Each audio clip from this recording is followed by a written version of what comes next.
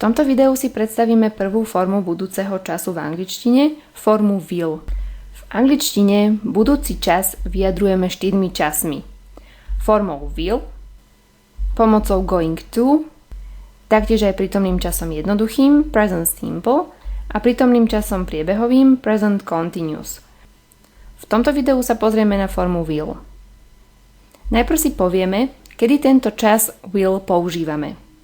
Používame ho vtedy, keď vyjadrujeme nejaké udalosti alebo fakty, ktoré sa budú konať v budúcnosti a ktoré väčšinou nevieme ovplyvniť. Napríklad I will be 40 next year. Budúci rok bude mať 40. Alebo the plane will be late. Lietadlo bude meškať. Alebo it will snow next week. Budúci víkend bude snežiť.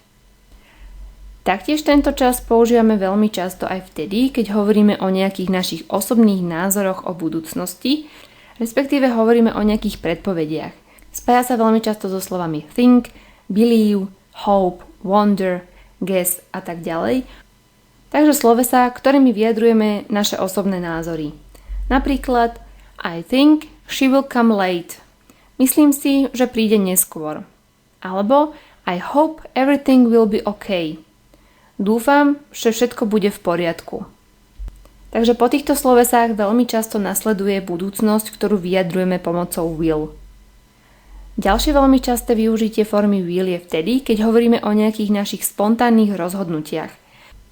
Je to teda niečo, čo sme sa práve v tomto momente rozhodli, že spravíme. Napríklad sorry, I can't speak now, I will call you later. Alebo I will pick up the phone. Že ja zdvihnem ten telefón. Takže sú to také situácie, ktoré sa práve teraz v čase rozprávania rozhodneme, že spravíme. Ako napríklad v ďalších prípadoch, keď povieme je tu teplo, I will open the window, čiže otvorím okno. Rozhodol som sa práve v tomto momente, že okno otvorím.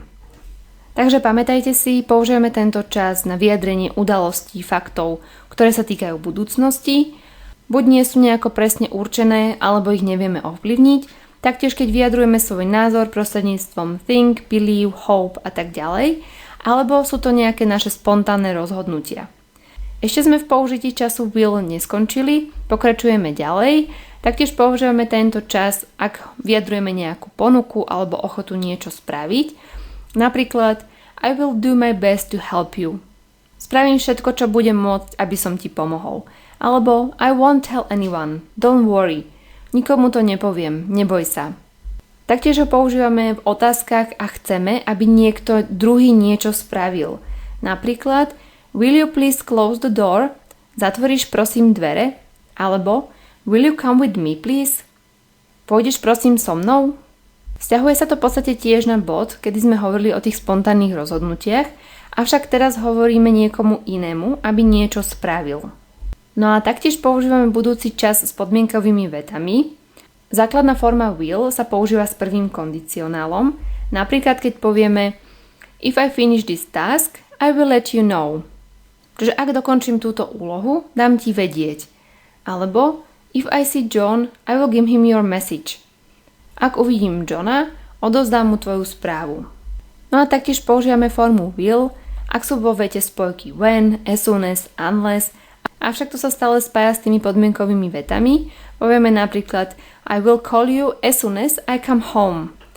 Čiže zavolám ti, ako náhle prídem domov. Alebo you will fail the test unless you study. Čiže pokiaľ nebudeš študovať, neurobíš test. Je to v podstate také rozšírenejšie využitie s tými podmienkovými vetami aj po týchto spojkách.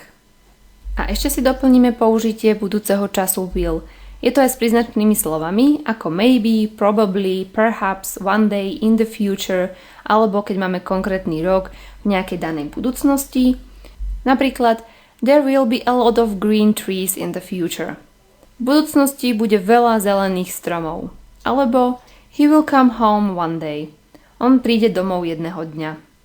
Takže používame tento čas aj s takýmito príznačnými slovami, alebo ak vyjadrujeme náš osobný názor, so slovami taktiež aj ako I am afraid, I am sure, in my opinion a tak ďalej. Ako môžeme vidieť na vetách, I am afraid I won't be able to come, obávam sa, že nebudem schopný prísť, alebo I'm sure he will come with his kids. Som si istý, že on príde so svojimi deťmi. Takže vo všetkých týchto situáciách používame budúci čas formu will. My sme si pri všetkých vetách uviedli dlhú formu will. Používa sa ale veľmi často skrátená forma, čiže namiesto I will povieme I'll. Dáme osobu, apostrof a dvojité L. Pri osobe you will budeme mať you'll, he will he'll, she will she'll, we will a they will they'll. Takže veľmi často sa môžete stretnúť s touto skrátenou formou, ktorá sa používa hlavne v hovorovej reči. Teraz sa pozrieme na tvorenie otázky a záporu od slova will. Mohli ste si všimnúť už na vetách, keď máme osobu I, you, he, she, it. Sloveso will má tvar will, bez zmeny, a taktiež aj pri množnom čísle, pri we, you, they máme tvar will. Za slovesom will sa nachádza ďalšie sloveso v neurčitku, čiže v základnej forme. To je tiež také ďalšie pravidlo, ktoré si musíme pamätať. Otázku tvoríme veľmi jednoducho, iba obratíme slovosled. Budeme mať napríklad kladnú vetu I will come later. Prídem neskôr. Chceme sa spýtať Will you come later? Takže otočili sme slovosled, na prvé miesto sme dali will, potom nasleduje osoba a potom nasleduje ďalšie sloveso, ktoré je v neurčitku. Zápor tvoríme tak, že k slovu will pridáme zápor not a veľmi často používame skrátenú formu won't. Takže dáme si teraz vetu do záporu I won't come later. Neprídem neskôr. A taktiež si musíte pamätať iba jednu formu tohto záporu, pretože aj zápor je pri všetkých osobách rovnaký. Tí skôr narodení si budú pamätať pri budúcom čase aj sloveso shall. Sloveso will a shall majú v podstate rovnaký význam. Shall sa tiež používa na vyjadrenie budúcnosti. Avšak s postupným vývojom rečí sa slovo shall používa iba s prvou osobou jednotného čísla I a s prvou osobou množného čísla we. S ostatnými osobami sa shall už nezvykne používať.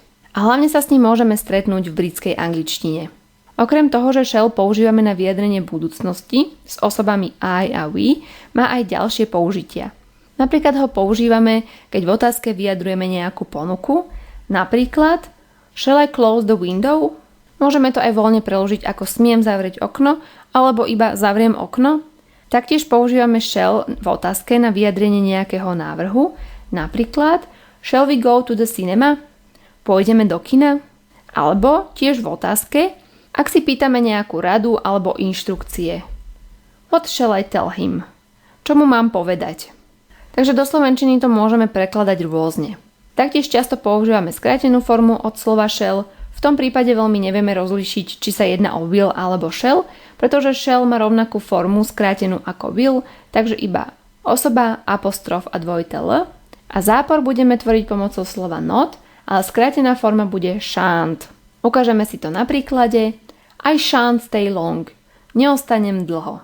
V takomto tvare sa naozaj vyskytuje iba ojedinelo a hlavne v tej britskej angličtine. Ale teda môžete sa s ním pokojne stretnúť, tak aby ste ho vedeli rozlíšiť. S touto informáciou sa o budúcom čase will s vami lúčime a my vám ďakujeme za pozornosť.